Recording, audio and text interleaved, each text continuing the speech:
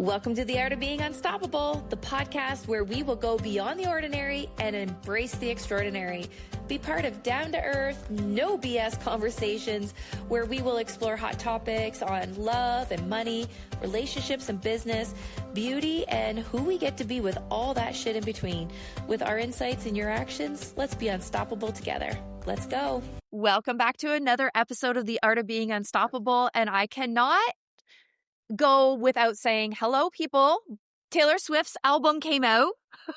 I don't know if you had a chance to listen to it, but there is a song in there that Vicki and I were talking about.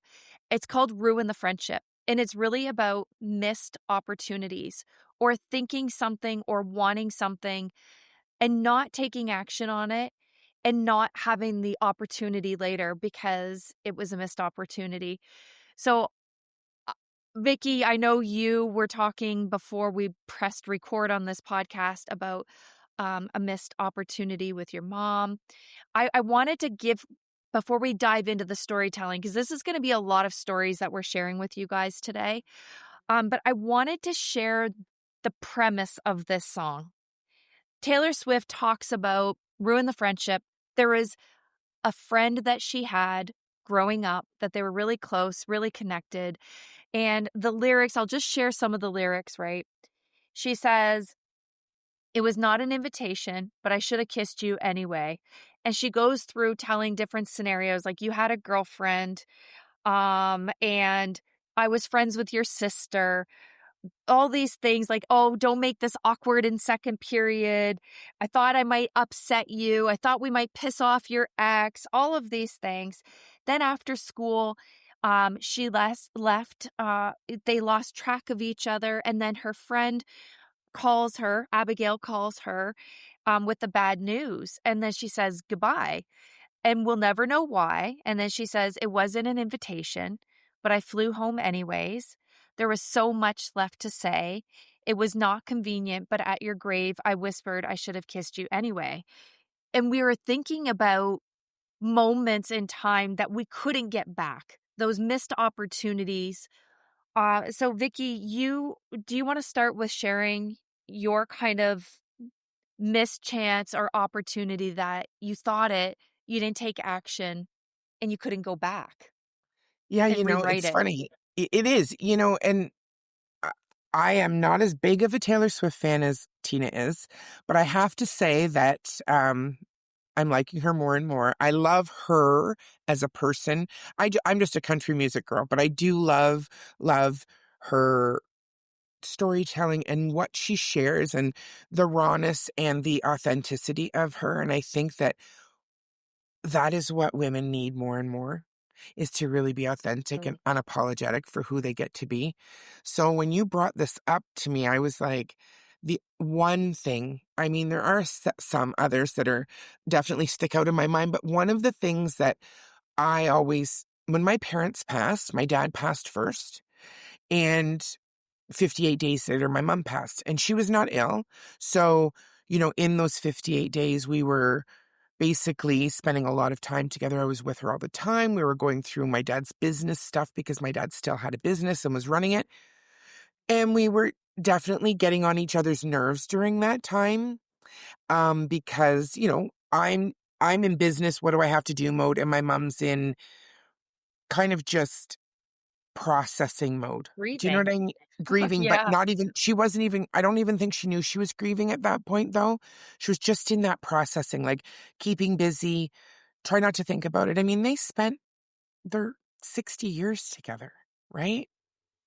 So, and I mean, my mom and I were very, very close when I, like growing up, very close as an adult. And we had a falling out, in 2016, I believe it was, and not like us, because we don't do that. I'm not talking to you right now thing, but my mom was a little stubborn. She had had a stroke, and when I was 40, and after her stroke, her person kind of changed, and that happens, and it really does. She didn't have a lot of physical, but her person, like her mind changed. She wasn't. My mom used to be like so sweet, so nice. She may have thought things, but nothing ever came out of her mouth. And then all of a sudden she had the stroke, and a year later she started, whatever she thought came out, right? So it was very hard. I mean, because I took the brunt of most of it, right? Being the one that was closest to her. So when my dad died, I got to say to my mom the one day because she was, and I remember it wasn't too long before she passed, and I said to her, "You do know that my dad taught me a lot about business, a lot about being an entrepreneur, a lot about that, but you taught me how to be a mom, how to be a friend, how to be someone for someone." And she had never heard that before. I don't think my mom ever felt the praise in her life. She never felt good enough. And what I really wish that I could have said to her when she was, because we didn't think she was going to die, obviously. We just thought she had a brain bleed. They told us that it was all good. We thought she would be coming home with us. So I was in the fix mode again.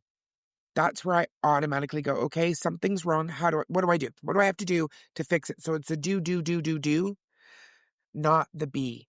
And I didn't get to be with her in that time and tell her all of those things Mm, because I know we still hear things, even though that's the last thing that goes before you pass is your hearing.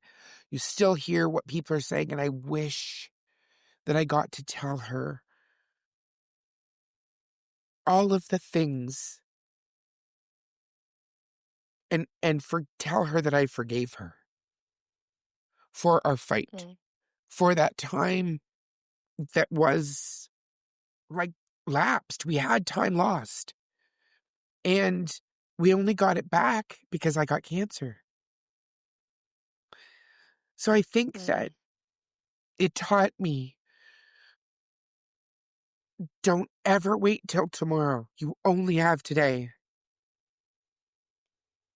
mm, Don't allow what you think of, what you should have, what you would have done to pass you by. Do it. Because I don't mm. want to, I woulda, coulda, shoulda. I Right. always say I don't regret anything from my past. What my past has done has created who I get to be today and has taught me a ton. Mm, But that's the one thing that I wish I could have yeah. changed, was to be Yeah. able to just tell her. And I do talk to her and I feel her with me now, but it's not the same. Yeah. You know what I mean? Because I didn't get to say that to her before she passed. So I think I know it's a little heavy and I apologize, everyone, but I think that if for anything else, we should realize that it's a blink of an eye.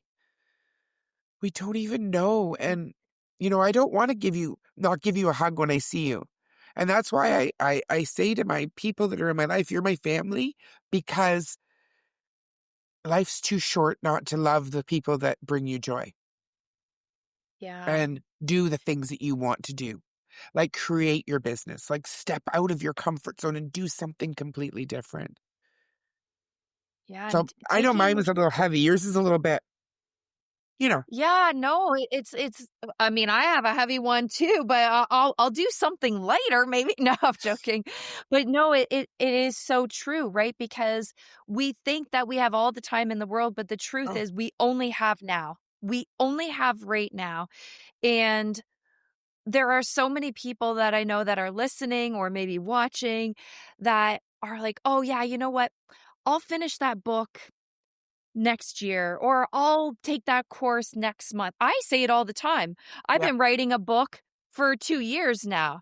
But it's yeah. like, okay, if I were to die tomorrow, you know, is there incomplete business? Are there things that I wanted to do that I never had the chance to do or that I didn't follow through with? And Well, when asking you that know, question though, Tina, is there like when that question arises for you, if you were told today that you had 3 months to live, because that happens. We know, unfortunately, that happens all the time. And if that was something that you were told, can you say for certainty that you lived the life that you wanted to live? Can you say that there's things that you didn't get to do that you wish you had of those chances that you wish you did? yeah, I think for me, it's the book. It's my kids are great. I have a great relationship with them. Literally, if I knew that I was dying and I had 3 months to live, I would light a fire under my ass so quickly to get that book done because I have so much knowledge, stories, sharing, insights that I know would make a difference in the world. And it's not about me. It's not about the legacy. It's about there's a reason why I spent 5,000 plus hours in personal development and training and do spirituality work every day and all of this stuff. It's because part of who we get to be on this planet and what we get to do is share. It's our job to share. So you share and you're back. I see Tina Brigley in this. For those who know Tina and who may have, just found Tina from with our podcast, but Tina used to do a live every week. You used to show up with this infectious people are drawn to you. What is stopping you? This is definitely another, we're going to go sideways. I know right now, if we go down That's there. okay. Well, maybe we do. And This is maybe the we thing, guys. started this No, but podcast with an intention for one thing, but really and truly, that's what we're here to do, is to realize that there is no schedule that's our feelings come up. We can sit and talk, Tina, for hours we can go from one thing to another thing to another thing. And we bring it back to being unstoppable. And you are unstoppable. I am unstoppable. And we figured out a way to deal with those things that we didn't do. But for you, this book, and since I've known you, you've talked about this book, right? Yeah. And I think that it's and I know what you would say to me as a client if I was a client. So why didn't you do it? You're being a disservice to those who you could be sharing this with, because you would change people's lives because of it, right? Because that's what you would say. So when we talk about being unstoppable and putting your ass on the line for something bigger than you, and for example, I'll use my book. I have the ideas, I have the chapters, I have the content. But what happens is we're like, oh, this is more important, or this is more important, and how much time do I have? And all of these obstacles and challenges get in the way because we have other priorities that come up. And when it's really important and it becomes a non-negotiable, I know the way that I work. If I give myself a year timeline, 30 days before the end of that timeline, I will get things done because I'm like, well, Right. I have all this time, Yeah. but this is what our brain does. What else? Our brain will hijack us and say, nobody's going to read it. Nobody's going to listen. Is it really that important? Is it really that significant? Am I da da da da da da da? It's like training our brain to just forget about all that stuff. If you want it, get it done. That's it. And for me specifically, with the, take a chance, get it done, I think what stops me is not what people would think, or not if it's good enough, or I think sometimes we get derailed.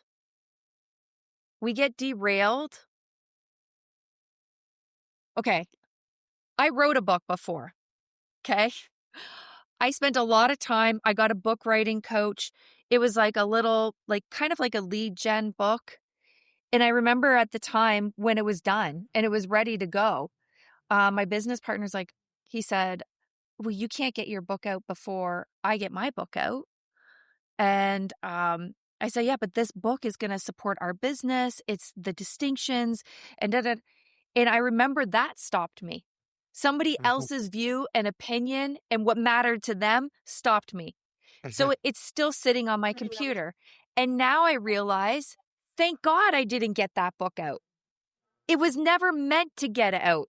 And so this is the other thing. We think that there's a timeline, and I trust and I have certainty that when it's supposed to happen, not when I control it, not when I force it, it will happen when it's like, I feel like there's still lessons that I'm learning. There's still things that I'm uncovering. So when it happens, it's going to be exactly the way that it's supposed to be. At the time, I was ready to do that and something stopped me. Now I see sometimes there is something bigger at play. And we could go, this is why I said we could go off on a tangent Yeah. with this because we got to trust everything's happening exactly the way that it's supposed to. And when we talk about being unstoppable, when we force something,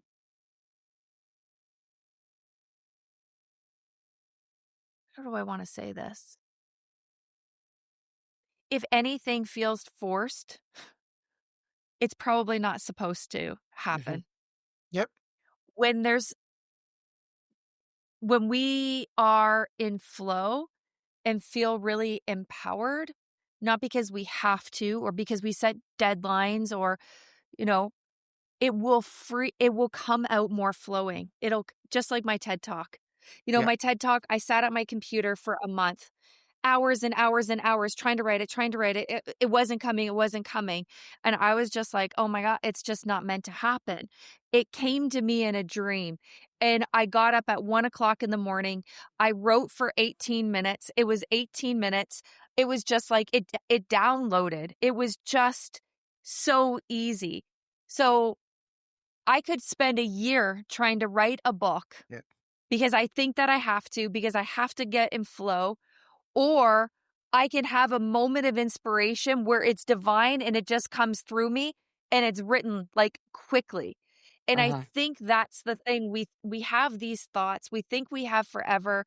Um, but I think the intention is to really sit with if you have that glimmer, if you have that burst of inspiration, if you feel really drawn and really called to do something, you're like, oh no, it's not really that.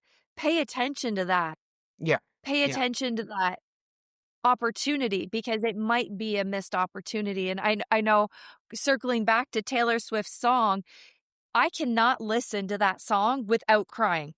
Uh-huh. I mean, and because I have a story that is almost exactly the same. It was almost like Taylor Swift downloaded my brain and shared a story. But I remember the inspiration, one of the stories for my TED Talk, talking about full circle. I was teased by this boy in my class. He called me golf ball eyes. And it's something that I hung on to. I didn't think I was good enough. But this boy, Alex, I had a big crush on him. He had a big crush on me. He ended up being my very first kiss in 8th grade. He said I kissed like a rabbit. And I said he slobbered all over me. But my best friend was his aunt. And after grade school and high school, we still stayed connected. We still had the same circle of friends. And we met at a bar one night or whatever. And I was talking to Esther about him, and he had a girlfriend at the time. But I was like, oh, I wonder if things would be different with us now. I wonder if he still would slobber all over me and think that, I wonder if he would think that I kiss like a rabbit. But there was always like this attraction. We had this Yeah. like love-hate kind of, and I remember I was sitting in her kitchen and we were talking about it. And she said, I'm going to set you guys up. Like, I'm going to just talk to him and I'm going to plant the seed and, maybe Yeah. you guys can reconnect. And, so we were plotting this whole situation. And then it just never happened. And we kind of lost track. And I think I started dating somebody else and he started dating somebody else. And then not too long after that, we got she called me and she said that he died in a car accident. And so, uh, you know, so her song, the lyrics Yeah. of like, I should have kissed you anyways, it really hits home because you don't think that your friends are going to die. You don't think people close to you are going to die. You don't think these situations in life are going to happen. But they do. And then you think about it, and I think about him all the time. Every time his sister posts something about the anniversary and stuff like that, there's always this, I wonder what if. And I think we just don't want to live life with what if. No. What No. if I would have done this? What if? And that whisper, if the whisper turns into a brick, if the whisper is like really pulling you to do something, to take an action, follow that guidance, because we are being guided.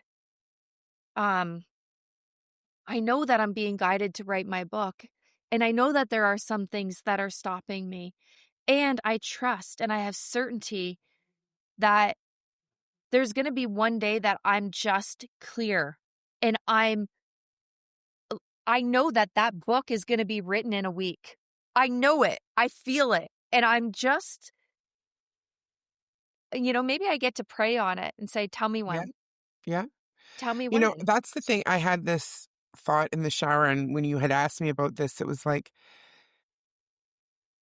I I have things that I want to do, and then I resist. I pull back, I pull back. And then I have it, and then I pull back, I pull back. And I don't want to have what ifs. I want to jump in. And that's where I think the strength comes from, is whether it is praying on it, whether it is seeking guidance from another source, whatever it is that people choose to do, but communicate it. Because I don't want to have, oh, I wish I should have, I wish I had have, I wish I did.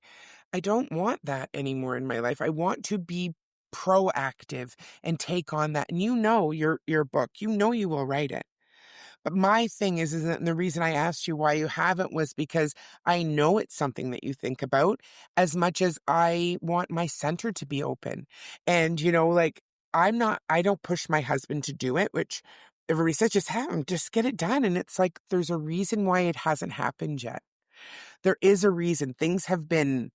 I have shifted the way I've been thinking. And that's the thing, like you said, like, you weren't ready, or that book, you wouldn't have written that book, or the book that you did write that's on your computer didn't get released for a reason. It isn't because you chose not to, and that wasn't a lost opportunity. That taught you something at that time. And that's the difference between, I think, lost opportunities, like with that boy and with my mom, because we can't get those back. Because they're not here with us, right? We can't get those back. But what we can do is be proactive and take on, don't sit in it. Allow yourself to move forward and get it. Do it. Do it for you. Because today is a gift for us, and let's take it and really appreciate all that it is, whether it's just the sun shining or whatever, because we all have it. And I just don't want those missed opportunities to be missed. And that's how I'm feeling. So I'm not going to sit in it anymore. And I've been resisting. You've been resisting. We all do it. But learning that with my mom, I'm not going to go without saying it anymore. I'm going to communicate my feelings with those I love. I'm not going to not do it, because I won't have that. And just like you learned that with that boy, and it was a lesson that you learned. You won't have the same missed opportunity again, because you will use your words and you will communicate that with that person. Well, I also think when patterns show up in our life is because we're supposed to learn that lesson. The book is a pattern, me holding back, or hopefully it doesn't get to the point where something bad happens and I'm like, but I even had that situation with my aunt. She had a lot of childhood trauma. And I remember after I did the Landmark Forum, I called her and I said, Auntie, I just finished this weekend seminar, and it really is a game changer. And I know that you struggled with a lot from your past. And I do really think that this is something that would help you really leave the past in the past and start new and get some closure. And she's like, oh, sweetie, I would love to hear more about that. And she said, I'm going to visit, her daughter in Halifax for the weekend, and I'll be back on Monday, but let's talk on Monday. I said, that sounds great. I'll give you a call on Monday. Monday came and I was at a seminar and I forgot to call her. And then I was sitting in the seminar and I got a call from my sister, and my sister's like, Auntie is dead. I'm like, what? And she said, yeah, her boat capsized. It was the beginning of the winter. Her dog went on the thin ice, and she went to go get the dog, and tipped the boat over. She went back and got another boat. But by the time she got back the second time, she literally had hypothermia, and it was a freak accident. And she died on the bank right outside her house. And I was supposed to literally that day, I was supposed to have that conversation with her. And so it was a missed opportunity. And it was, the thoughts playing in the background where, oh, yeah, I said I'd call her today, but I'll give her a call tomorrow. Um, Mhm. but literally, it showed me that. And I'm not saying I caused that or put it out to the universe, No, but no, everything is, I don't believe that there's any coincidences. no. And I don't Mm-mm, believe that things happen by chance. You know, mm-mm, but no. I got to see that lesson of there is only power in now. And I see it play out. So I know that maybe even someplace in the past, I'm supposed to learn this lesson. I'm supposed to Mhm, learn it and give it away and share it. And when we share these things, maybe one nugget, maybe one thing has somebody say, mhm, wow, yeah, this is what I've been sitting on. And I know that conversation I wanted to have, I've been sitting on it for months. Maybe the sharing is inspiring somebody else to have that conversation today. Maybe somebody's been sitting on something and they've been feeling called to do something. And it's the sharing that has people say, yes, like, let me do this today. Let me do this now. And maybe having this conversation is like, okay, maybe this is actually you asking me that question. Why isn't it done? Why aren't you doing it? Maybe it was just like, yeah, I'm feeling called to do it. I have mhm, everything that I need to say. And it's not a matter of doing, it's a matter of, can I let go of the work that it's going to take and all the other things that I have to do and all the other commitments? And can I put that aside for the sake of sharing, share for the sake of sharing, mhm. completing it for the sake of completing it, doing it for the sake of doing it because it's part of my process? Am I able to see that it is part of my process? I don't know the outcome of the process, but I know this is even funnier, you guys. Last year, Vicki gave me this activity to do. Write down 10 things that you want to complete this year. I wrote down 10 things.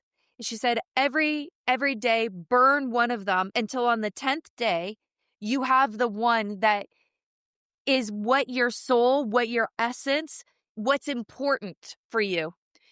Number 1, write my book. Number 10, the last one that I burned, the last one, and you don't look at them, you randomly. Yeah. The 10th one, the one that I had was finish writing your book. That is not a coincidence. What I Right. wrote down, those 10 things, not a coincidence. Number 1 being the book, not a coincidence. The 10th one. And I know in my heart, the first draft of that book will be done before Christmas this year. 100%. I have trust and certainty that that first draft will be written. I don't know how.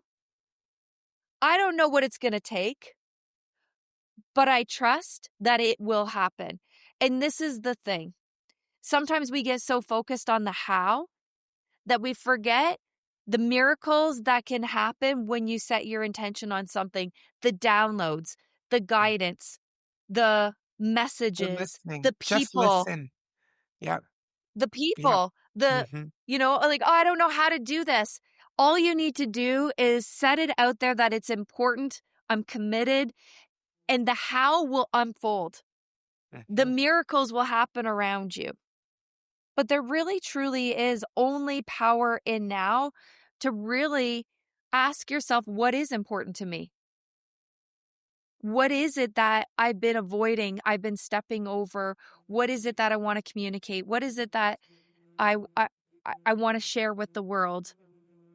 You struggled with Facebook Lives for the Yeah. longest time. I remember Yeah. how much anxiety, and now it's Yeah. just like, boom, Vicky's out there. Vicky's, Yeah. Yeah. it's like And that one action. I think, we could talk about this one topic for a really long time because it involves so much, right? But you said something in there and you said, you know that you will. And it isn't about the how, because you already know the how. That's the difference. You're not focused on the how. You know that once it's just going to all happen. And you have that trust. You have that trust in the universe. You have that trust in God. You have that trust in yourself. And I think maybe that's what we have to understand in this whole thing here. What if? What if you didn't get to do that? What if you didn't? But what if you did? Yeah. Right? Because there's always going to be a what if you didn't. There always will be. We will always have those things. But Yeah. again, like you said, that lesson that we get to learn is from that what if you didn't. But what if you did? And I'm looking Mhm. at that now as, because I have come to peace with not having that conversation with my mom when I did, because she knew I had had a conversation. But after and I believe she's here with me, and you can believe, anybody can believe what they believe, and that's okay. But she knows that, and she's here to guide me and to be with me now. The relationship that we have now, I feel, is so much stronger. And it does, like, I feel it. And I don't want to get emotional again, so I'm not going to, but I do know that what we're talking about, the what ifs, the wish I had ofs, the woulda, shoulda, couldas, have them, feel them, and then we get to let them go, and then we get to take action on what do we get to do right now for tomorrow? What do we get to do? And you, in that book, that's an important thing for you. For you. And you get to do that. And you will do it. I have no doubt. I mean, we will do an episode on the book because she will have it completed. I know you will. And I know that my center will be completed. It'll be exactly what I needed it to be when it's complete, not what I planned it to be complete 2 years ago. It has nothing to do with that. Absolutely. Absolutely. And yeah, I think that's a great way to kind of just wrap things up here. And I guess the one call to action would be, take a look in your life right now and write down the things that you've been putting off for tomorrow, that Yeah. you've been saying to yourself. Maybe it's, I want to be healthier and I want to get that gym membership. Um, Go get the gym membership today. Like, really, today. Maybe it's, I want to try a vegan lifestyle. I've been saying I want to try vegan. Okay, go find the book. Go, Yeah. follow somebody on social media who has great recipes. Yeah. Like, take one little action. Maybe you've been wanting to communicate to your partner, something that a trip that you want to go on, or something you want to do together, Mhm. or something that, you look at your partner and there's so much love for something, but you think about it, but you don't communicate it. Mhm. Communicate it. Just do that one thing today that you've that will set the ball in motion, Mhm. that will get you one step closer to that one thing that you really want in your Yeah. life. Go on the And on dating that, app. Like, I don't know what it is for you, yeah. Yeah. guys. I love it.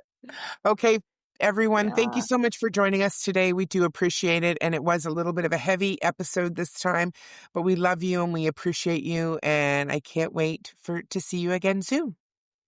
See you on the next episode. Well, friends, that is the end of our episode today. If you love this episode, hit the subscribe button so you never miss another episode. And please share us with your friends and tag us on your socials at The Art of Being Unstoppable.